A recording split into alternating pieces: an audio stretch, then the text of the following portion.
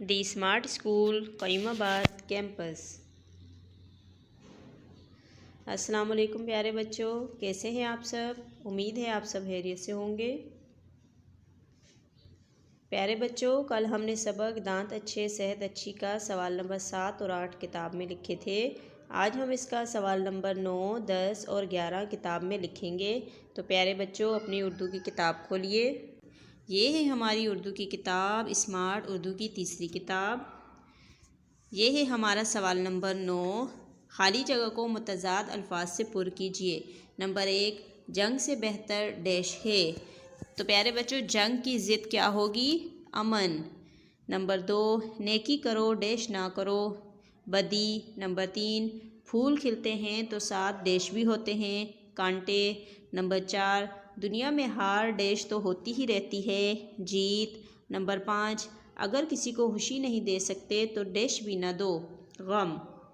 تو پیارے بچوں، یہ ہے ہمارا سوال نمبر 9۔ اب ہم کریں گے سوال نمبر 10۔ مذکر کے مؤنث لکھیے۔ نمبر 1، شیر اور ڈیش درخت کے نیچے بیٹھے ہیں، شیرنی۔ نمبر 2، کبوتر اور ڈیش دانہ چگ رہے ہیں، کبوتری۔ نمبر 3، بیل اور ڈیش کھیت میں ہل چلا رہے ہیں، گائے۔ نمبر 4، چوہا اور ڈیش بل میں گھس گئے، چوہیا۔ نمبر 5، نانا اور ڈیش حج کرنے گئے ہیں، نانی۔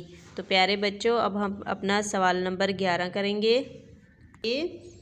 سوال نمبر 11 ہے، مندرجہ ذیل جملوں میں ہے اور ہیں لگائیے۔ نمبر 1، یہ ابا کے موزے ڈیش ہیں۔ نمبر 2، میرا ایک چھوٹا بھائی ہے۔ نمبر 3، مسجد سے اذان کی آواز آ رہی ہے۔ نمبر 4، ہم سب میدان میں کھیل رہے ہیں۔ نمبر 5، دادا جان اور دادی جان کراچی گئے ہیں۔ نمبر 6، راشد اسکول جاتا ہے۔ نمبر 7، گندگی کے ڈھیر لگے ہیں۔ نمبر 8، میٹھی چیزیں کھانے سے دانت خراب ہو جاتے ہیں۔ تو پیارے بچوں، یہ ہمارے سوالات تھے جو کہ ہم نے کتاب میں لکھنے ہیں۔ تو پیارے بچوں، آپ نے یہ کام صاف اور خوبصورت لکھائی میں کتاب میں لکھنا ہے۔ پیارے بچوں، امید ہے آپ کو آج کی ویڈیو اچھے سے سمجھ آ گئی ہوگی۔ کل پھر ملیں گے نئی ویڈیو کے ساتھ۔ اپنا بہت سا خیال رکھیے گا۔ اللہ حافظ۔